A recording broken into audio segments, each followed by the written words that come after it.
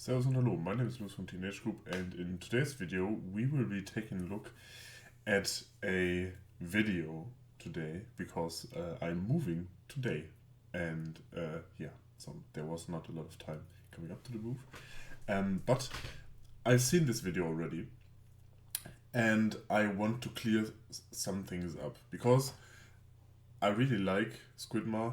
I think his name is Emil, and it's just not that the comparison doesn't really compare at the best level, and that's where I want to give a little bit of input and clear things up. The comments have already done that a little bit. I also 3D print. I 3D print as a business, and I know my way around resin printing. If you want to watch the full video, that's the first link in the description. I've taken a look at all of the printers that are featured in this video. Let's just dive into it with the first printer of the day, Lucas, is the Anycubic Photon Mono M5S Pro. And I gotta say, this is fucking balls. This is so trashy. I am honestly very surprised by the quality of this because we've been using the recommended settings from Anycubic. Sent us the 3D printer to test and we asked them, like, send us your best 3D printer. I just find it to be very soft. They use the recommended settings for miniature resin printing, which you do once. You do it once when you get the printer and you get a new resin where you use the recommended settings, and then you deviate from that. Because if you've spent like 20 minutes in this hobby, you realize that the settings they recommend are not meant for miniatures.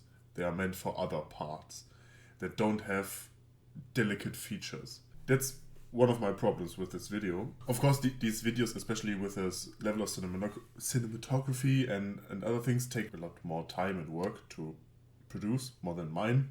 I know that the testing itself is not very scientific. It doesn't have to be. Just like when you use a paintbrush, you don't give that to a 5-year-old to draw something that Bob Ross drew and then shit on the kid for not drawing like Bob Ross. Not that I hate is a strong word. I very much dislike Anycubic as well. But they could have done Anycubic a little bit more justice with getting a better resin, because they chose the resin that Anycubic sent them, which is mostly just shite. They have better resins, which will come later in the video, and they could have used a little bit, like they could have used the settings a little bit better. Like a lower layer height, and just basically adjusted the print settings a little bit. It takes, with printing miniatures, the modern printers print like normal 32mm scale miniatures in 2.5 hours, so they could have done it a little bit better. And yes, it looks bold because 0.05mm layer height with it, which is probably overexposed, and yeah. Areas. I mean, it doesn't look good for Anycubic here because the standard resin that they sent out with stuff is not good. It's not the best at catching details, and it's good for like getting started, and then you realize you need a better resin. Because the printer is actually not that bad, probably. It's just that the resolution. Let me pull up the printer. Oh, my PFA sheets are cheaper. It doesn't nearly have any texture. Back here, the materials have blended together, so we've like lost detail. Like I'm sure there are ways to optimize. And I don't know how they are supported, if they have pre-supported the file or not. It's sometimes that the manufacturers recommend like their fork from Cheetobox 0.9, which is very bad, and the rendering sometimes is just bad. I mean, I don't like Anycubic, but I'm pretty sure that you can get a little better print results than this if you actually, use the machine. Because in the miniature printing and painting hobby, you don't just use things out of the box. Nobody does that. Otherwise, you won't be using makeup brushes or makeup sponges, because men tend to not apply makeup in the way women do, or female people. A little bit disappointed about that. We will continue with the video. This is the stuff that they recommended us to use. And also, before you guys start commenting, oh, but you just did a poor job cleaning them, I cleaned all of these prints at the same time with brushes. And I dipped them in at the same time to make sure that all of them got the same treatment. That doesn't mean that the solvent they use is correct, by the way. For example, ethanol does a better job at cleaning ceramic resins than isopropanol. To the common man, sounds like it's just a solvent and it's both alcohol, so why should it matter? I don't know. I'm not a chemist. I could ask a chemist, and it's probably just down to a very, very small amount that it just cleans better, but it does. And also, like, what matters is how infected the cleaning solid is, like how much resin was put through the container of alcohol that they used to clean it with, because you would have to change it out regularly. I mean, for its price, it's a cheap 3D printer, $330. It is not the most cheap 3D printer, but considering how big the build plate is, I still think that... Also, these are all macro shots. I have printed a lot of things over the years, and some of them being miniatures that I tried to sell, but they had some print fails. And obviously I can't sell that, but I can play with it in my games. Like from this distance away, obviously it's not that bright here right now. Like from this distance away, I can make out voxel lines, but only on the vertical surfaces. On the horizontal ones, I can't see them. And that's because it was printed with a good layer height on a not so expensive 3D printer. I think I printed this 2 years ago. You can achieve very good looking and spiky prints with just cheap 3D printers that you can actually sell and people like it. It's just that you have to put in a little bit of work. Just like the back of the dwarf, some of the fabric of the back that is just blended together with the entire mini, I just think that is way under what you'd expect. That's 100% the resin and the settings they use, because it's just overexposed. I mean, I have printed miniatures and busts where you can see the texture of the cloth that was sculpted in. And I don't use 20,000 euro resin printers. I use cheaper stuff.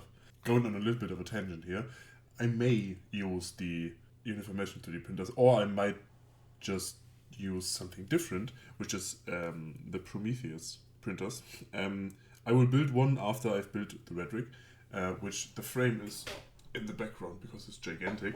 I found out that some of the devs of the Prometheus, one live in Germany and two not that far from me. So yeah, we might have a little bit of an interview coming, or at least some content about the Prometheus project, and I might sell them on my shop for the Europeans. Number 2, the Sonic Mini 8KS. We have the Anycubic Photon, which has a very good resolution. Also, they have an ACF film on the machine, which is not good for resin 3D printing for miniatures.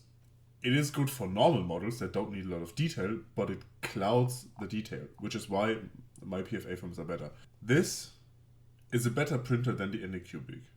Why? It's smaller, so it has a better detail. They don't have resin that's under...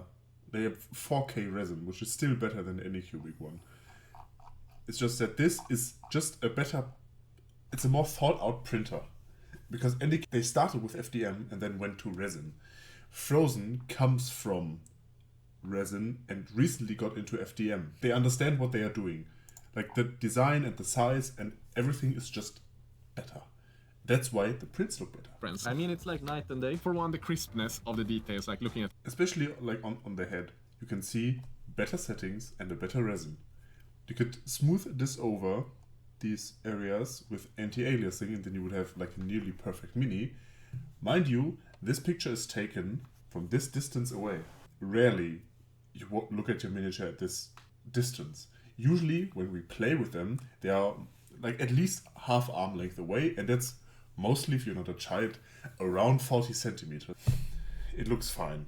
It looks like you can see the hole in the back, but this looks just like a terrifying purple worm, and I don't want to fight that in my D&D games. It's kind of an unfair comparison. They would have to have chosen like the Frozen Mega, because the print size is smaller, so the detail is better. It doesn't come with ACF, which is another factor, if I remember correctly. Yeah, they still have their Frozen PFA, which I'm still cheaper than them. My A4 size sheet cost $10. But hey, they're sharp, crisp details, super well detailed. Yeah, this one is just really nice. I really enjoyed this one. So it's been printed with the 8K resin, and yeah, just as... Printed with the 8K resin. Shit resin. You can see on the left. It's just overexposed everywhere, but you won't see that much. Actually good resin with somewhat good settings. Wow. This sounds really negative, but it's not. It's just that the comparison is a little bit lacking. And it will get even worse once we get further into the video. Lucas, it is time for the third 3D printer, and this is a printer that we've kind of enjoyed. Yeah, it's the Haygears 3D printer. And I think this is the printer that they have, which is a little bit more expensive.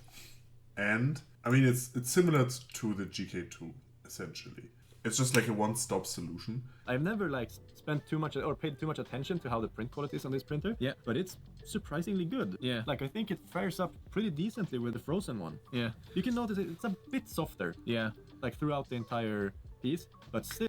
Which is due to the resin. If they've used another type of resin, they could capture the detail better. The frozen printer is still better because the resolution is better. But these big printers that have like these systems integrated, they are getting Still, very, this, very good. Like quality itself of the frozen printer Slightly has better. a slight upper hand. Yeah. With the bare eye, Because their resin is better.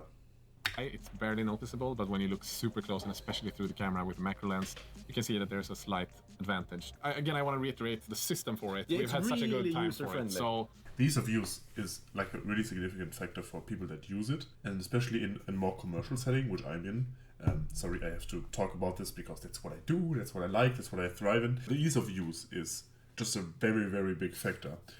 If I can pay for a printer that is just more convenient for me to use and produces nearly as good results that you really don't see with your naked eye, I will get the more expensive printer because it's more convenient.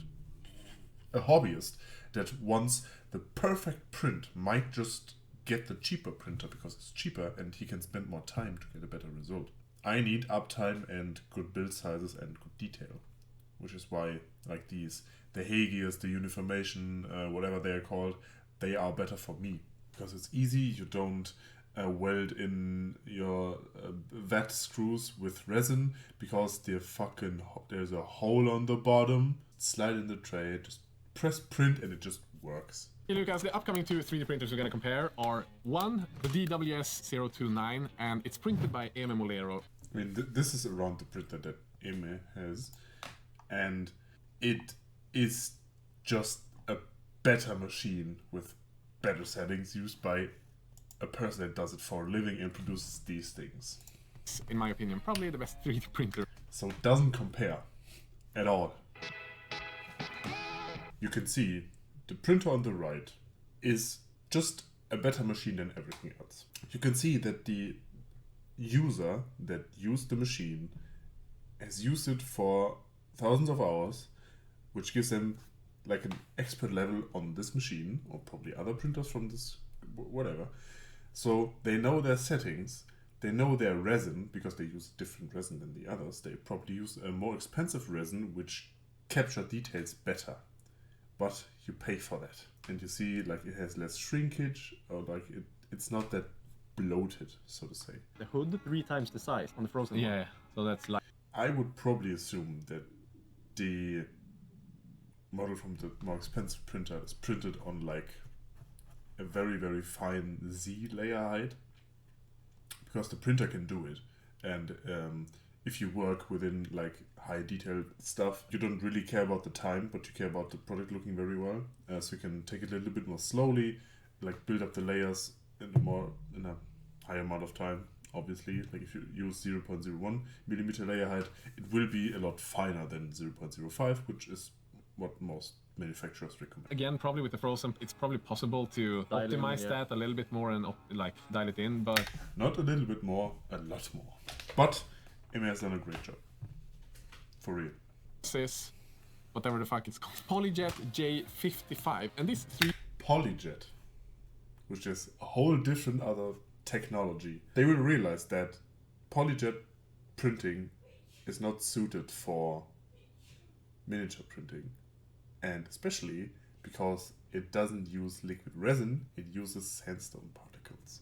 Yeah, they can print full color and full transparency just wherever they like. This printer is not made for printing miniatures at all. Other things that they can do that are not miniatures are really fucking great. 3D printed a mosquito inside a 3D printed pebble, which is pretty freakishly amazing. First impression, number one, we have the dragon head that isn't transparent, which made it a little bit difficult to see how good the quality was, so we sprayed it black. And then once we sprayed it black, you can sort of see that the texture on this print. It's different. It's different because it's sandstone. Also, why didn't you spray the goddamn dwarf black? if you spray the dragon black. Or like just give it a Zenithal as well. Just It's a $100,000 to $150,000 printer. Yeah, and you that would isn't designed to make super small prints. like you would assume Yeah. that money equals quality. Yeah. no. And it's a bit weird because you have some Yeah. areas where it's like neat-ish, and then you have some other areas like the eye sockets and stuff where it's just ugly. Printer, which is the cheapest one. They did a print to kind of show what you can do with it, where they have a heart 3D printed in color inside of a miniature. That's transparent. So you have, Which is the strength of polyjet printing. Really, really full color. All this, whatever, 64 million colors you can do with those printers. But guys, what have we learned from this video? What have we learned? That maybe not all technologies compare to each other. I have the best freezer in here. Sorry, Emil. I hope I wasn't too hard. I'm really passionate about the topic, and it's not inherently wrong, it's just slightly wrong, and that bothers me a little bit. But still, like, showcasing these prints is really cool, and seeing these comparisons. It's just that it could have been a little more scientific, and if not, that's cool. Like, his strength is painting miniatures. He's a very good miniature painter, and Lucas as well. It's just that you could have focused more on that. Because, like, at least given them, like, a Prime and a Zenithal. Because then you can really, really, really see the detail and where you have fuck-ups. I mean, I can boast about this on the internet all day, yet I don't post painting content yet. And, yeah, also my videos are not that well made, but, I mean, the opinion and it is still valid, and that's what the comments reflect as well. Here, blah, blah, blah. Meals $500 per kilo. Disappointed that you didn't Prime. I'm just a little, like, reflecting the comments a little bit in the form of a usual video, and I'm giving my own opinion as well. My name is Luis from TNH Group. This was my commenting on this video, and I hope I won't upload like a really, really long video today. Some things will be a little janky in the next video as well, probably, because moving, and yeah. And I will see you in the next video. Tschüss und auf Wiedersehen.